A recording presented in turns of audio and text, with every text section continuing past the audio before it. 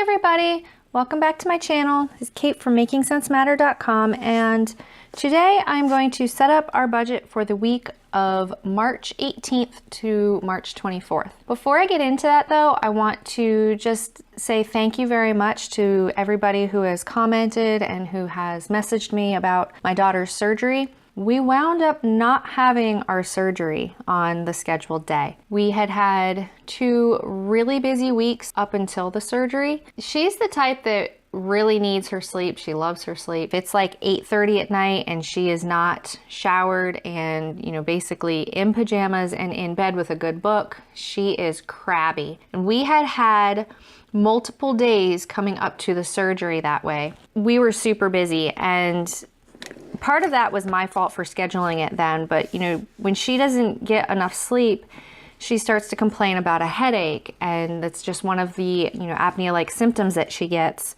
She was complaining about a headache all through up in here because we were out until like 8:30 at night, and then finally the day of the surgery, we had to arrive at 9 a.m., which means we had to leave here at 7:30 in the morning, and she couldn't eat anything past midnight. So the last time she ate was at like 6 at night the night before. She was complaining of a headache and she was lightheaded, but she was otherwise fine, bouncing around, her normal self. And as the nurse is taking her vitals, she had a slightly elevated temperature. It was about 100.8, and it was triple checked because again, she was acting fine. She wasn't laying there real lethargic and just complaining she doesn't feel good. She was hopping all around the little area that we had. To be on the safe side, we decided to reschedule her surgery, and it was a good thing we did because that night she had a 101.5. The next day she was completely fine. There was no fever, no nothing at all the next day. So because it was just kind of like some little virus or cold or whatever that her body was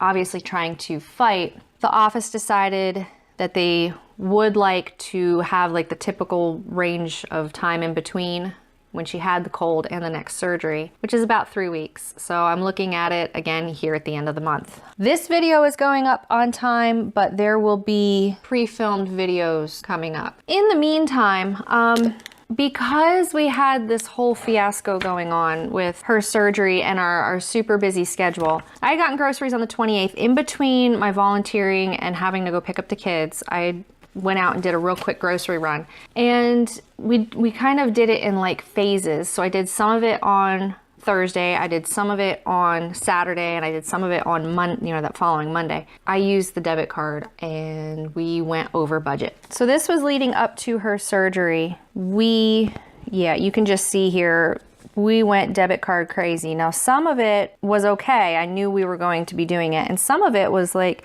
I was spending a lot in fuel, more than I thought I would have, but I was running around a whole bunch between all their activities these weeks, and then her surgery, and then that following Monday we had to go down to the orthodontist, which is another 1.5-hour drive in a different direction. See, I filled up again here. I went through a lot of fuel, and one of the things I had wanted to do this month was to reevaluate our food budget. But what I am going to do, I'm going to go through all of our expenses from February 15th up until March 14th, and I am going to divide them out into categories. I'm going to see where we overspent, and does our food budget really need reevaluated, or was it just because we ran out of things during our transition to monthly paychecks and this was just like a restock thing. For fuel, did we overspend on fuel insanely and I need to reevaluate our fuel budget, or was it just because look at the appointments that we had this month and the amount of driving around we were doing this month? Was it just a fluke from everything going on, or is it something I need to reevaluate with things coming up again? Look at my schedule from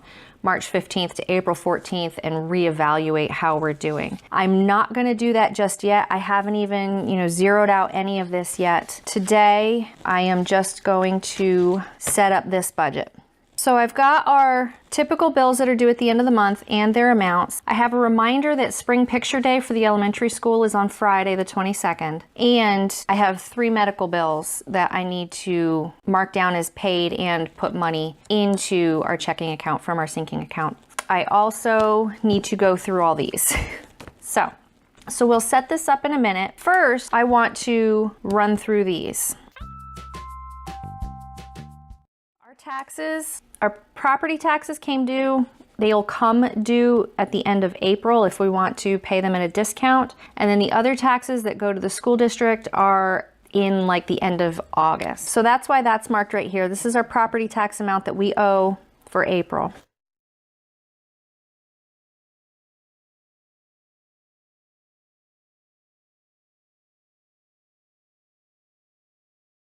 We've had no more home repair expenses in the last couple weeks, but our sinking funds I do need to color in.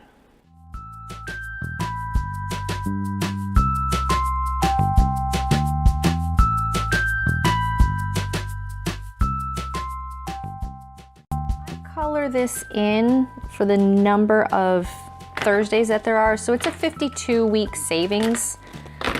And I just color it in for like how many Thursday paychecks we would have had to kind of give me an idea of how far through our goal for the year we are.